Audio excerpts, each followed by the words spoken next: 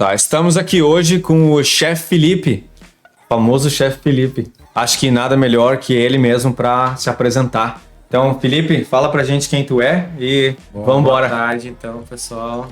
Queria agradecer o Ícaro pela oportunidade de estar aqui no podcast dele, de ser o primeiro integrante que veio falar com ele aqui. Tô aqui na Austrália já há 7 anos quase. Vim de Porto Alegre, assim como o Ícaro. Sou cozinheiro desde 2010, fiz alguns cursos no Brasil. Vim pra cá em 2017 para começar uma nova vida, aprender a falar inglês. Me formei aqui, passei por alguns restaurantes, abri minha própria empresa, tentando conhecer um pouco melhor da cultura australiana e entendendo um pouco mais do que eu quero para minha vida. E Felipe, fala aí, como é que começou essa cultura com cozinha, essa relação com a cozinha e como tudo isso começou? Quando eu era mais novo, eu tinha acho que 18 anos, 17, 18 anos, eu trabalhava com meu pai. Sempre achei que eu fosse fazer o que ele fazia. Meu pai é diretor de cena, trabalha com televisão, coisa assim. Eu trabalhei com ele por um bom tempo, só que não serviu a carapuça, eu não gostava do que eu fazia. E um dia, literalmente, eu gostava muito de comer, né? Isso era nítido. Minha mãe é uma boa cozinheira de casa, assim. Ela sempre fazia comida gostosa pra gente. E um dia eu vi uma outdoor, né? Na rua, da empresa, inclusive, IGA, que eu acho que deve conhecer, Instituto de Gastronomia da América, uma coisa assim, eu acho. Eu sei que é América, eu sei que tem na Argentina, tem em alguns lugares. A gente tinha uma rixa com eles, com o Senac. Exatamente. O Senac e o IGA, a gente brigava. E aí dizia assim, você quer ser um chefe? E talvez eu acho que, eu nem sei se era numa briga ou se era numa discussão, eu acho que pra, de repente, confortar o que ela queria ouvir, que eu ia arrumar um emprego ou não, eu falei, acho que eu vou ser chefe ali, eu quero ser um chefe. Inclusive ela que começou a procurar pra mim o que seria a melhor escola. Eu não tava muito preocupado com isso, eu acho que realmente eu falei pra terminar uma discussão, assim, eu acho, ou pra literalmente falar o que ela queria ouvir. E aí ela viu um outro, que era um chefe de cozinha, o nome é Iris Scavone. Acho que não era tão boa quanto o Senai, tanto é que o Senai, tu pode usar o Senai aqui na Austrália como faculdade, e o que eu fiz não podia, né? Mas naquela época eu não tava nem aí, não sabia o que eu ia fazer. Acho que eu até... E bateu? Quando começou a cozinhar, começou a aula? Eu falei que eu queria ser o chefe, mas eu não era chefe ainda, não sabia nada, né? Tava falando, né, o que eu queria fazer e tal, mas não... E nesse meio tempo, né, eu comecei a trabalhar de taxista, porque a minha avó tem um táxi. Meu avô tinha 2 táxis. Essa eu não sabia. E a minha avó tinha lá no sul, tu tem a placa do táxi, né? Então, tinha um carro da rodoviária e eles falaram assim, olha, sem trabalhar tu não vai ficar, né? Não vou criar um vagabundo aí, tu vai fazer alguma coisa. Dei sorte que quando eu entrei nessa era, o GPS estava começando. Foi bem na... Você não ia saber nada. Foi bem na... Sim, eu ia ser o pior. Foi bem na transição de lista telefônica para GPS. Eu lembro que o GPS que a gente tinha era bem precário, bem... Não precário, era bem antigão, mas era o que me salvava. Porque... Uma vez eu me perdi e demorei 5 horas para chegar em Caxias. Uma viagem de 2 horas, eu demorei 5. Mesmo sem ter muita prática, eu acho que eu até fazia as coisas assim direitinho, porque eu gostava de cozinhar, de comer, gostava até de cozinhar, eu fazia coisas pra mim, eu cozinhava já, mas eu acho que bem coisas que eu via minha mãe fazendo, ou enfim, fiz lá, acho que foi 1 ano e meio de curso, nunca trabalhei na cozinha nesse meio tempo. Bastante. Mas o Senai não é 2 anos? Não, o Senai que eu fiz, acho que menos que 1 ano, mas intensivo, assim, era todo dia. Não. Segunda a sexta, de manhã até de tarde, era o dia todo. Não, assim. então, mas era... Mas menos que 1 ano. Eu fiz acho que 7, 8 meses. Mas assim, tu já matou contar como se fosse só de manhã, ia ficar bastante. E eu acho que tem que ter um mínimo de 2 anos, assim, Fez conteúdo para 2 anos, talvez. Fez bastante. Bom, mas aí o curso acabou. E quando acabava o curso, tu tinha que fazer um estágio obrigatório pra tu concluir o curso, né? Fazia uma prova, obviamente, passava na prova. E... O que tu fez na prova? Eu até me lembro. O que tu fez na prova? Eu fiz um steak à poivre. Não sei como é que se fala isso. Que é a empanada na pimenta. E aí eu fiz um mousse de whisky. Legal. Fiz o Zambayone. Quando tu vai colocar bebida alcoólica ou quando tu vai fazer uma infusão assim, tu tem que fazer um mousse base. Ficou bem estranho, eu vou te dizer, porque eu não sei se eu tinha muita a mão de fazer, mas eu passei na prova. Mas muito clássico, né? Mas isso faz 10 anos. Tem gente 14 anos. Mas tem gente hoje em dia que tá cozinhando assim ainda. Porque quando eu vou nos eventos, às vezes os caras estão fazendo essas coisas. Eu fui num evento mês passado, o cara tá fazendo Zabaione, eu falei, mano, faz uns 10 anos que eu não faço um Zabaione, eu nem vi um Zabaione. E aí todo mundo fazendo Zabaione, eu fico, mas da onde que esses caras estão fazendo Zabaione ainda? Não, é porque tu também tá sempre metido nas coisas mais clássicas. Não, mas também, é um chefe mais... de 50 anos de idade. Mas então, porque ninguém faz Zabaione mais. Mas tu não acha que se o cara vir e puxar algo que não é muito feito... Não, se for bem feito, beleza. Bom, e aí eu tive que simplesmente achar um emprego. E aí foi que eu tinha um colega de curso que eu tava trabalhando num boteco lá. Boteco Dona Neuza, que inclusive é atrás do Dona Neuza é famoso, né? Sim, bem famoso, e é atrás do açougue do Seu Bola, né? Eu entregava, é verdade. Eu entregava pro Boteco Dona Neuza. E lá que foi onde começou a minha história e tal, assim. Comecei bem verde, mas comecei na chapa, né? Então, acabei... Era comidão, né? Era comida boa. Não, era comida de boteco. Era um boteco, e quando a gente fala boteco, não pensa que é tipo, né? Bom, tu já falou que era famoso, mas não é um boteco que tu vai comer espetinho de ovo, né? Que nem tem bolo de carne. Tinha bolo de carne, mas era um boteco tipo... Boteco com... como é que era? Era o rodízio de chopp, e os caras tinham coxinha de galinha, que era muito famosa. Ah, é verdade, rodízio de chopp, picanha, ainda fritas, existe? queijo coalho, não, eles fecharam. E lá que eu aprendi, né? Lá que foi o começo de tudo, né? E eu aprendi a ser bem... Por mais que era uma posição meio difícil, chapa, né? Num lugar rápido, num lugar que é bomba, me fez criar bastante velocidade, tinha que ficar virando carne e coisa. Mas é interessante que se tu for ver a história dos chefs, elas são todas assim, né? São muito parecidas. É todo mundo assim, eu fui pra tal lugar fazer tal coisa e fiquei. Ninguém... É difícil achar pessoas que falam assim, não... o que tu quer ser quando crescer? Quero ser chefe de cozinha. Não existe, né? Mas contigo não foi cozinha. Assim? Comigo foi, enfim, mas a gente não tá falando de mim. Mas as histórias todas são assim, né? Mas tu quer ver todo que mundo engraçado. que falou assim, deu um tiro no escuro. E aí tu chegou lá e curtiu, porque é uma coisa underground, que o cara trabalha, que ele sua, que é uma coisa assim que é tato, né? Mas olha só, quando trabalha bastante, tem resultado. Tem, com certeza, com certeza. E a gente tem esse perfil, né? De simplesmente não se importar. Mas o engraçado é que depois, quando eu já tava, né, fazendo a coisa e trabalhando e já dentro da cozinha, a minha mãe achou umas fotos minha quando eu era pequena, quando eu tinha 5, 6 anos, cozinhando, brincando de cozinhar, eu e meu irmão. Sim. E hoje em dia, os dois são chefes. E me conta da Austrália, qual é que foi vir pra Austrália? Cara, eu tava bem... Tava bem num hiato, assim, eu acho, lá no Brasil, de fazer as mesmas coisas, e isso se inclui até na minha vida pessoal, assim, tava bem... Tava no Boteco Dona Neuza ainda ou não? Não, já tinha saído, nessa época eu já tinha...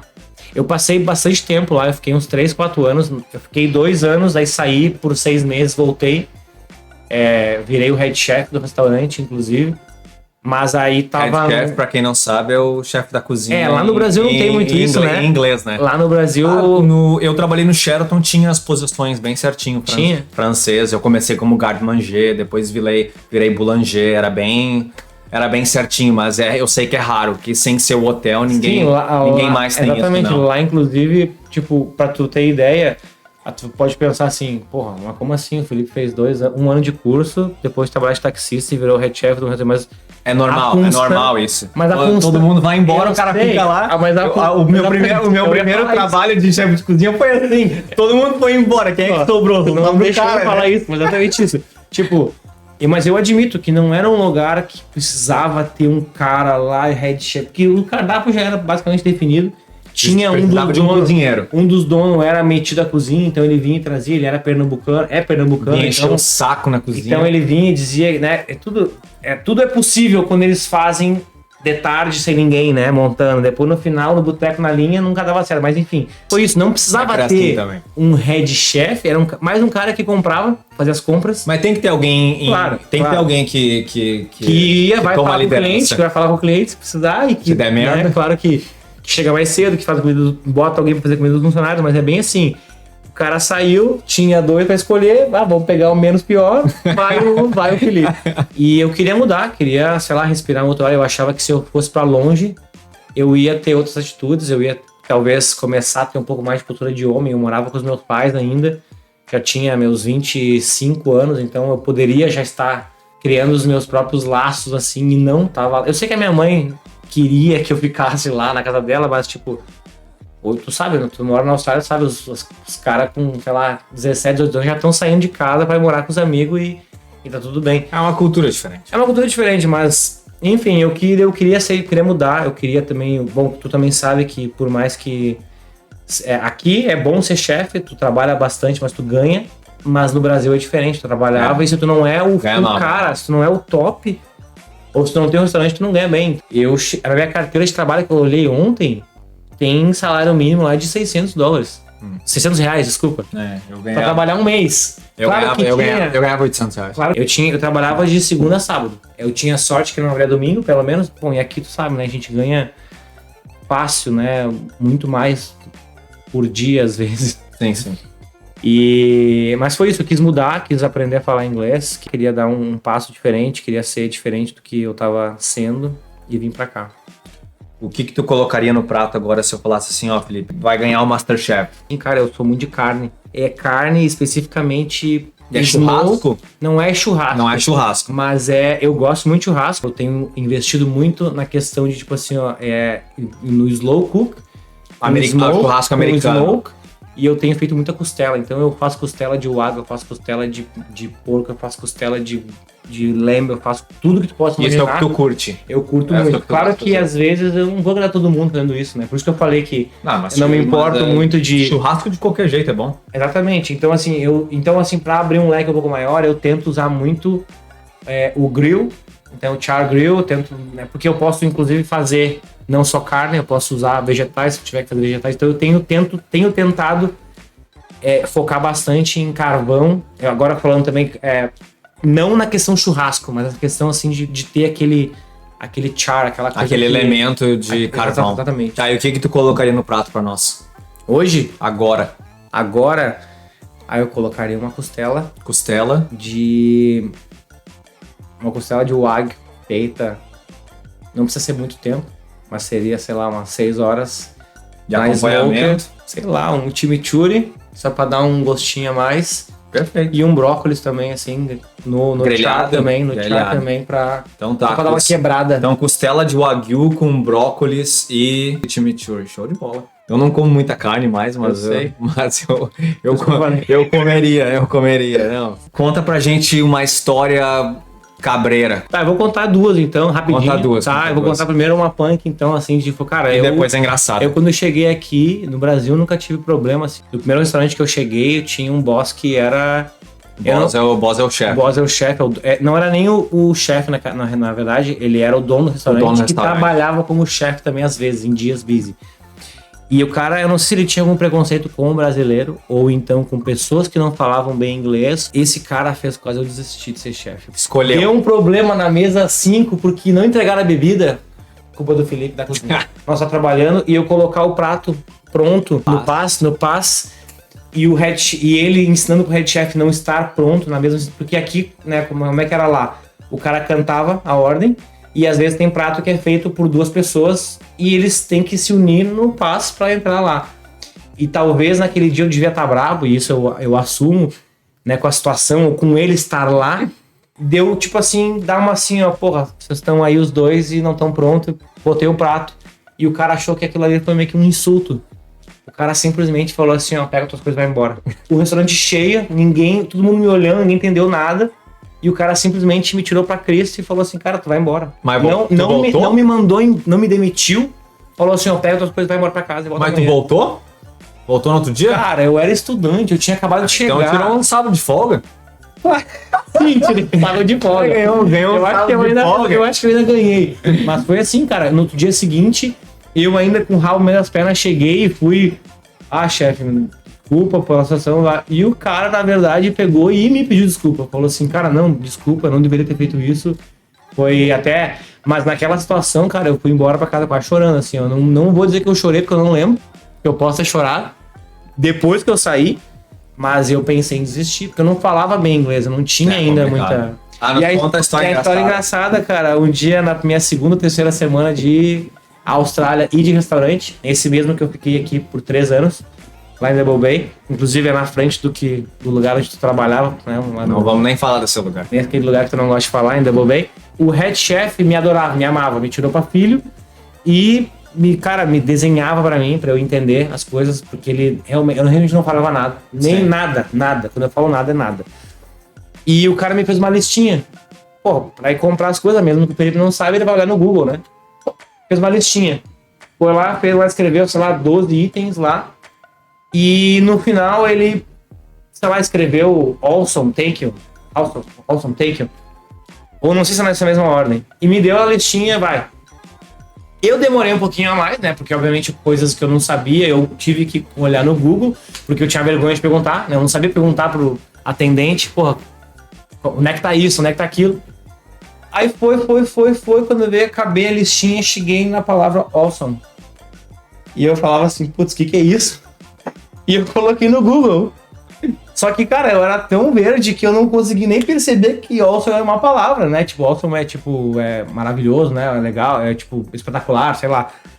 E, cara, eu perdi muito tempo tentando achar aquilo nas prateleiras, sem perguntar pra ninguém e sem entender que não era. E quando eu voltei no restaurante, eu falei assim, chefe, achei tudo que tu queria, menos o awesome. Aí ele me olhou assim e falou, tipo, ele não tava entendendo que eu realmente tava procurando isso. E, cara, ele mostrou pra todo mundo, assim, tirou sarro na minha cara, mas ele tava brincando, né? Não era uma coisa assim, foi uma situação bem constrangedora, mas no fim, cara, acontece, né? Era minha segunda semana, eu tinha que pagar uma de bobão. Com certeza. Hora. Manda o conselho do Felipe pra galera que agora falou pro pai que vai parar de ser taxista e vai olhar pro pai e vai falar assim, vou ser cozinheiro. Eu passei por cozinhas que tinha caras que realmente queriam fazer tudo desistir, parecia que esse era o comportamento deles. E eu passei por cozinhas que as pessoas realmente estavam ali porque gostavam do que estavam fazendo e, tipo, te tratavam de um jeito que, tipo assim, tu tá ali pra acrescentar, tu tá ali pra... Então, o que eu tô querendo dizer com isso? Que tu vai ver muita gente escrota no teu caminho. Tu vai ver muitas situações que vão te fazer desistir, mas tu tem que ser aquilo que tu é e tu tem que usar a tua essência. Então, o que eu tô querendo? Eu fui dono do meu negócio, sou dono do meu negócio, e eu nunca tratei ninguém de nenhuma forma. Eu lembro. Eu sempre tratei todo mundo bem e eu usava dos problemas a solução. Então, assim, até hoje, a gente nunca vai parar de errar, até porque a gente nunca vai parar de evoluir, né? Porque se tu parar de evoluir, qual é o sentido? Então, assim, faça que o teu erro de hoje seja o acerto de amanhã, porque eu vivi os últimos 2 anos com essa filosofia e foi muito mais fácil de encarar os problemas, porque se tu encara um problema como um problema, tu vai simplesmente estar ansioso e agoniado pro teu futuro. Só que se tu usar daquele problema como uma solução, né, pelo menos aquilo ali tu não vai errar amanhã. Pode ser que tu erre outra coisa, que foi acontecer comigo, contigo, porque a gente viveu um tempo, inclusive, fazendo a mesma coisa. Então, assim, usa do teu problema para ser a solução de amanhã, porque vai ser mais fácil. E não seja esse boss escroto que grita com todo mundo se um dia tu chegar a ser boss. O Felipe falou isso porque, para quem não sabe, eu e ele, a gente dividiu uma cozinha durante um tempo. Na época da pandemia, o Felipe abriu uma empresa de marmita, eu abri uma empresa de marmita, foi assim que a gente se conheceu. E aí a gente dividia a mesma cozinha. E é interessante. Se tu tivesse que escolher um prato pra comer e acabou, é aquilo, o que comeria? Pô, eu vou ter que comer costela, né? Tem que comer costela. Eu vou ter que comer costela. Então é costela, não é costela pra Talvez gente, eu não fosse comer o brócolis, entendeu? Porque quando eu falei brócolis, eu quis só puxar um pouco pro teu lado. Mas por que pro meu lado? Pra ser um pouco mais, porque eu te conheço. Mas quer comer costela sem nada? Come? Não, talvez eu comesse com uma salada de batata, com maionese, algo assim. Eu gosto bastante de carne, assim, Inclusive, eu não gosto de picanha, por exemplo. Tu gosta de picanha? Eu acho picanha... Vou perguntar do jeito que tu perguntou, eu realmente não gosto de picanha. Mas, vou te falar, o meu pai... Colocando uma picanha no espeto. Não, teu pai e aí tu cortando aquele pedacinho de picanha caindo assim, que tá torradinho e no meio vermelho. Cara, Então, teu pai é teu pai. Sabe que já falou que é teu pai? Não, mas não interessa. A picanha desse jeito aí O pai dele é famoso também, viu? O que é o futuro do Chef Felipe e o que a gente pode esperar? Eu tô sempre tentando viver em evolução naquilo que eu faço, né? E eu sempre tento ser o melhor aonde eu estiver. Eu tô trabalhando num local que faz eventos, eu tô trabalhando para conseguir também formalizar o meu visto na minha situação aqui na Austrália, porque eu não quero voltar, tá tudo já praticamente encaminhado, mas tem algumas coisinhas que eu tenho que passar. E no momento, eu sou chefe nesse momento lá do restaurante, no momento eu tô visando ser o head chef de lá, quanto antes, porque eu sei vai que eu consigo, acontecer eu sei que eu tenho muito potencial rápido. e eu sei que eu vou conseguir. Mas, né, como tu mesmo falou antes, eu tinha empresa de marmita, eu percebi que aquilo não é, por mais que eu tenha feito por um tempo, percebi que aquilo não é a minha paixão, marmita. Cara, eu quero ser dono do meu negócio ainda, eu só não sei ainda exatamente o que é, eu não gosto muito da ideia de restaurante, eu sei que tu também não tem muito essa ideia, mas, que nem assim, eu vejo às vezes o que tu faz, né, um negócio de eventos, eu quero ser algo, eu quero ajudar as pessoas, entendeu? De alguma forma. Eu sei que eventos, assim, não é exatamente ajudar as pessoas, mas eu quero usar desse talento que nós temos, porque é um talento, é um dom que a gente recebeu, mas para ajudar os outros, entendeu? Então, a gente vem com um propósito, sabe? Que agora eu virei um outro tipo de pessoa, assim, e eu tô pensando muito nisso, eu quero realmente... A gente veio para isso, né? A vida é uma só, até que nos prove o contrário, e eu queria usar daquilo que nos foi dado, porque é um dom, não tem como não ser, para ajudar o próximo, para dar um pouco mais de afago, carinho para quem precisar. E nós vamos fazer isso, né? Inclusive juntos, talvez, contribuindo de alguma forma. Show de bola, valeu, muito obrigado pela oportunidade de estar aqui contigo. E o Felipe falou isso porque a gente está planejando uma feijoada beneficente, né? E daqui 1 mês ou 2 meses a gente vai fazer uma feijoada aqui. E agora você vai ter que soltar o podcast antes da feijoada, hein? Que daí eu vou cortar, né? E vamos fazer uma feijoada e arrecadar uns dólares aí pra doar pra alguma instituição do Brasil. Então, um amigo meu fez a última vez e arrecadou $4 mil. Então, a ideia é arrecadar aí uns 5, 6 mil dólares e mandar pro Brasil, né? Que 6 mil dólares pra nós é 18 mil reais, né?